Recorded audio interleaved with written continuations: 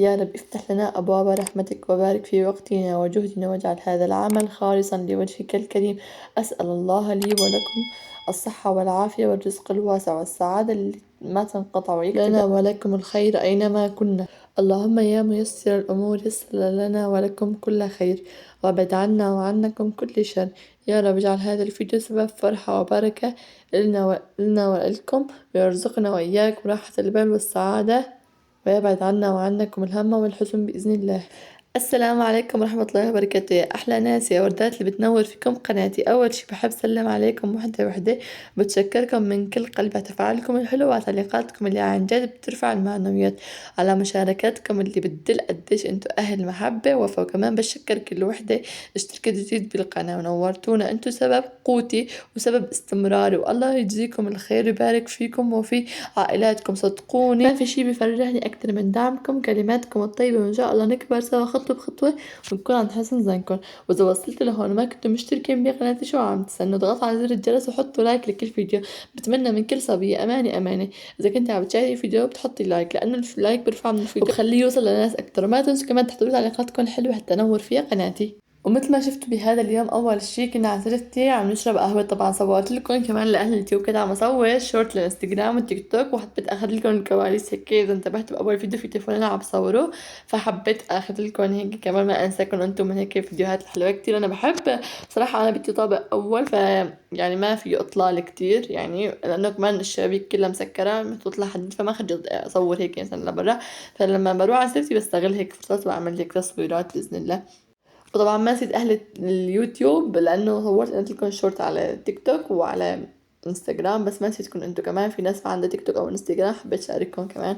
وكمان رحنا سجل بنت ابن حماي كمان بالمدرسة، بس لسه بكير لانه لسه لبعد الشهر التاسع، بس يصير هون بعد الشهر التاسع. هي صف اول صارت، كنا رايحين نسجلها بالمدرسة، المدرسة كتير قريبة علينا، كنا رايحين نسجلها فيها بس لسه ما قبلوا، قال بعد الشهر التاسع، ولكن اخذت لهم هيك لقطة بقى بالمدرسة ان شاء الله بس نروح نسجلها. وهيك حابة اصور لكم ومشتريات المدرسة باذن الله كمان اصور لكم اياهم. وهون رجعت على بيتي طبعا، هون كان صار الساعة 2-3 تقريبا لما رجعت على بيتي شفت أولاد وهيك. قمت قلت بلشت بالطبخة. عملت اليوم حبيت أعمل جدرة الرز هيك بهالوقت هذا جنب سلطات وعيران وهيك شي، قلت كمان بشارككم فيها. وصراحة يعني كان صار لازم أنزل فيديو لأنه أنا متعودة إنه كل 3 أيام أنزل فيديو، يعني إن عزمت تأخرت بنزل اليوم الرابع هو الفيديو. طبعا عملت فيديو عملت من جدرة الرز. هلا إذا في ناس ما بتعملها مثلي، يعني هاي انا ممكن اول مره بعملها ببيتي، جوزي صراحه ما كتير بحبها، هاي اول مره انا بعملها ببيتي. انا بحب مجدرة البرغل اكتر من مجدرة الرز، بس حبيت اغير تغيير شكل، يعني انه هيك. اي والله، وعشان الاولاد كمان، اولادي بيميلوا لمجدرة الرز وكل شيء انواع الرز بيحبوا اكتر من البرغل. اذا في حدا بيعملها غير طريقتي صراحه انا هاي اول مره بعملها ببيتي، يعني هون مجدرة الرز، وهيك حبيت اعملها. طبعا اذا حدا بيعرف هي مثل الشوربة، مو شوربة هي، يعني اللي بيعرفها وبيعرف شو اسمها، انا ما راح اذكر اسمها، لا اللي بيعرف شو اسمها يكتب لي بالتعليقات اذا انتم بتعملوها ولا لا. صراحة هي كتير طيبة. رح احكي لكم شو حطيت فيها: مي وفليفلة حمراء ونعناع وملح الليمون بس فقط، ما حطيت شي اكتر. وبالنسبة للجدرة كمان اول شي سلقت العدس من درجة الضغط لحتى يستوي اكتر هون، لان هون العدس شوي ميكن. طبعا حطيت له مي، ما عيرت، حطيت له مي تقديرية يعني هيك نظريا، بس حطيته وسلقته. لما استوى العدس انا هون كنت نقع مثلا رز، شقد بدي رز انا كنت نقع طاسة. وبعدين عيرت للرز مي من مية العدس، طبعا سخناها بمية العدس بتصير أطيب. طبعا العدس كان مغسول، أنا كنت غاسلته كل شيء، يعني غسلته بعد ما فضيته من الأطراف حطيته بالطنجرة، غسلته كذا مرة وحطيته بالطنجرة بعدين وسلقته، بس إجباري لأنه عدس تضل ميته شوي غامقة، بس غسلته أنا. وكمان مجدرة بمية العدس بتضل أطيب من المي البيضة، يعني إذا حطيته مي نظيفة ما رح يطلع طعمه مثل ما قلت لكم مثل مية العدس. مثل ما شايفين هون حطيت الزيت اول شي، بعدين سلقت، بعدين حمصت العدس، وبعدين طبيت فوقه الرز، طبيت مية العدس فوقه، حطيت له ملح، حطيته على نار هادية لبين ما فرمت السلطة وعملت هاي المرقة جنبها. بدي اياكم تكتبوا لي اسمها بالتعليقات واذا انتم بتعملوها او لا، واعطوني كمان رأيكم بالفيديو، ان شاء الله يكون عم يعجبكم. وحابة بهالفيديو اقدم رسالة لكل ام قديش بنسمع كلمة مكانك بالمطبخ كأنه بتنقص من قيمة الأم من مهامها العظيمة، مع إنها قادرة تكون كل شي بدها إياه وأكتر. هي لما بتختار تكون ست بيت على حق بتكون ست بيت على حق، بتكون المعلمة والمربية والقائد والنور اللي بتنور فيه بيته كله. إذا صلحت الأم صلح البيت كله، وإذا صلح البيت صلحت الأم بأكملها. مهام الأم يمكن يكون هو أصعب مهام، ما لا عطلة ولا إجازة ولا مقابل مادي، بس عم تستنى الثمرة اللي رح تجنيها لما تشوف ولادها قدام عيونها صالحين ناجحين بتوفيق من الله. وكلمة نجاح عند الامرأة ما لا سقف ولا حدود، بتلاقيها بدها تكون ناجحة في بيتها بعملها، ناجحة مع أهلها، ناجحة بعلاقاتها الاجتماعية، ملحقة على كل شي. وكتير لازم نكون فخورين بحالنا ومقدرين قيمتنا ومقدرين قديش نحن حلوين وظراف بهالدنيا، ولولانا الدنيا ما رح تمشي. وكل التحية للأمهات اللي قرروا يبقوا ستات بيوت عن حق ويربوا أجيال صالحة، وكمان كل التحية للأم العاملة الناجحة بمجال العمل ومع عائلتها كمان. فنحن قادرين على كل شي بالتوفيق من رب العالمين سبحانه وتعالى. مكانك مو بس المطبخ، مكانك بكل مكان بالحياة. تحية لكل أم عم تربي أجيال صالحة أو لكل أم عم تشتغل. وبس والله حبيتك أقدم رسالة من القلب للقلب لكل أم، الله هيك يا رب يكون معها، وإن شاء الله تربي أجيال ناجحين بتوفيق من رب العالمين سبحانه وتعالى. ومثل ما شفتوا بهذا الفيديو هيك كان غدانا، أعطوني رأيكم فيه. طبعا لسه ما وصلنا لآخر الفيديو، انتوا أكيد نظرتوا مني قالكم وصلنا آخر الفيديو، لا لسه. حبيت اليوم أطول الفيديو شوي بصراحة. كمان حابة أسألكم سؤال، صار زمان ما حكيتولي بالنسبة للصوت، أو تعودتوا أنتوا ولا شو القصة؟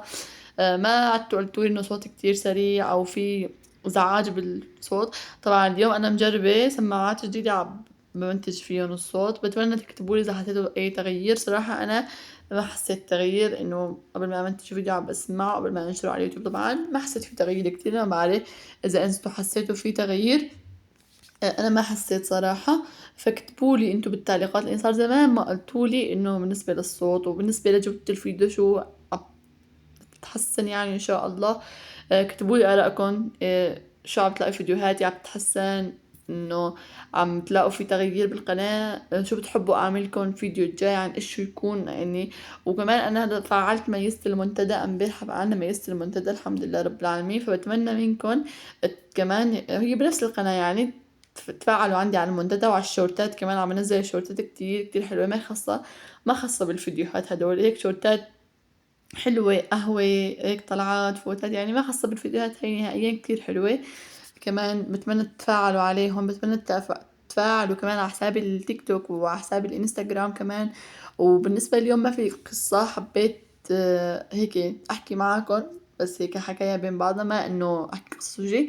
طبعا في عندي قصص كتير على الانستغرام، بتوصلني تقريبا كل يوم قصتين او ثلاثة، بس صراحة اليوم حبيت يكون هيك الفيديو مثل ايام زمان، حتى ما تحسوا انه صار في فاصل بالفيديوهات، لان نحن مكملين. وانا الحمد لله عم بشوف كل تعليقاتكم الحلوة، وشكرا كتير لكم عن جد. وانا كتير كتير فخورة بمتابعيني، في كذا متابعة حكيت معه على الانستغرام وعلى التيك توك، عن جد الطف ناس الحمد لله رب العالمين. علياتكم ترزقون متابعين الحمد لله رب العالمين مثلي واحسن كمان، لان جد انا حكيت مع كذا وحده على انستغرام وعلى تيك توك، هن هلا سمعوني رح يعرفوا انا كتير كتير حبيتهم. وعن جد شكرا كتير كتير لإلهم، وهن ناس كتير لطاف وحبابين. والله هيك يا رب يطول بأعمارهم ويرزقهم الذرية الصالحة، وإذا كان عندهم ذرية صالحة الله هيك يا رب يخليهم إياهم يشوفوهم من أحسن الناس. طبعا هم بعد ما خلصنا لا يغركم المطبخ كان عندي عتم الدنيا ليل، لا لسه، بس أنا مطبخي كنت معتمته هيك مسكرة برادي، وكمان الإضاءة عندي شوي ضايعة في المطبخ. هون بعد ما خلصنا عشا وشي حبينا نطلع على الحديقة شوي. ما شاء الله الولاد عن جد يا صبايا كتير كتير عم بضوجوا بالنهار، مع اني كل شي موفر لهم شاشة وكل شي الحمد لله بعين، بس مع هيك عم بضوجوا كتير. فبعد ما عم يجي زوجي من الشغل عم نتعشى ونرتاح شوي، يعني هو يرتاح وبعدين نطلعون شوي على الحديقة ساعة ساعة ونص هيك، يعني يفضوا طاقتهم يفرغوا طاقتهم مثل ما بقولوا. وهون طبعا مثل ما شفتوا طلعنا، وكمان توعدنا نحن وبيت ابن حماي نطلع كمان سوا. اي والله طلعنا اخذنا هيك شاي وقهوة وبركنا هيك صار لنا ساعة من الزمان. بس هلا الجو شوي كسر عنا، ما بقى مثل اول يعني نضل فترة طويلة بالحديقة، صار في برد. مع انه انا كنت لابسة ولادي بكم مثل ما شفتوا، ومع هيك صار في قرصة برد. فباركنا خلصنا بزراتنا وقهواتنا ورجعنا على البيت. لأنه صار شوي الجو مبقى ينحمل لليل أكتر، يعني إنه من 7 ل9 هي أقصى حد. بينما أول كنا شفتوا يعني واحد بيروح لحد دقيقة سهرة لل10 ل11، فما بقى في هلا هذا الشي لأنه الجو بلش يكسر برداته. ومثل ما شايفين هيك شوفوا لي هاي الوردات الحلوات واعطوني رأيكم فيهم، كتير حلوات حبينا نصور لكم إياهم كمان. ولو وصلتوا لهون بتمنى من كل صبية عم تشاهد الفيديو تشتركوا بقناتي وتفعلوا زر الجرس، وأمانة تحطوا لايك لأنه اللايك كتير قليل عندي بالقناة. وكمان شغلة، دخلت على إحصاءات القناة لقيت 50% منكم عم شاهد فيديوهات وما مشترك. يعني طب ليش ما نكون مشتركين؟ والله قناتي بتستحق الاشتراك وبتستحق التفاعل، بتستحق نوصل لأكبر عدد ممكن. يعني إن شاء الله نحاول. هلا نحن صرنا 575 بإذن الله بتاريخ اليوم، بتاريخ 30/8/2025. نحن هلا 575. طبعا أنا حافظانتن، إذا كل يوم حدا بيسألني قديش صار رقم متابعينك حافظانتن. بتمنى إن شاء الله هيك إنه الأعلى يا رب، وإن شاء الله قبل نهاية السنة نكون وصلنا ل1000 بإذن الله. بإذن الله أول شي بتوفيق رب العالمين، ثم بجهودكم انتو وجهودنا نحن كمان. بتمنى منكم نوصل 1000 مشترك بأقرب وقت قبل نهاية السنة. يعني ما بقولكم نوصل يعني خلال هالشهر، لا، نوصل من هون لنهاية السنة. نحاول شوي نشد بلكي نوصل بإذن الله. وانا عم بطلب منكم هذا الطلب لاني جد بحبكم، وبتمنى هيك نوصل لاكبر عدد ممكن لهيك عشان قناتنا تكبر وتكون هيك من احلى القنوات. وعن جد يا اغلى ناس، وجودكم بهي القناة هو اللي بيعطيني دافع وحماس اني اكمل واقدم كل شي يفرحكم. بتمنى كل فيديو بقدم لكم اياه يكون خفيف على قلبكم، يرسل ابتسامة على وجهكم. انا مبسوطة فيكم، كل كلمة حلوة منكم بتخليني احس اني مو لحالي بهالمشوار. وننطر بعض على الفيديو جديد ومليان حب وفرحة. ما تنسوا اني بدعي لكم من كل قلبي بكل خير، وان شاء الله الأيام الجاية تكون أجمل علينا كلياتنا. بحبكم كتير. موعدنا الجاي بالفيديو الجديد، وأتمنى ما تنسونا وترجعوا تتابعونا وتشتركوا بالقناة وتحطوا بأمان الله صبايا. وهيك وصلنا لهذا الفيديو. بتمنى كلياتكم تكتبوا لي رأيكم بالتعليقات بهالفيديو وبالحكي وبطريقة الحكي، وبالنسبة لجودة الفيديو وبالنسبة لجودة الصوت.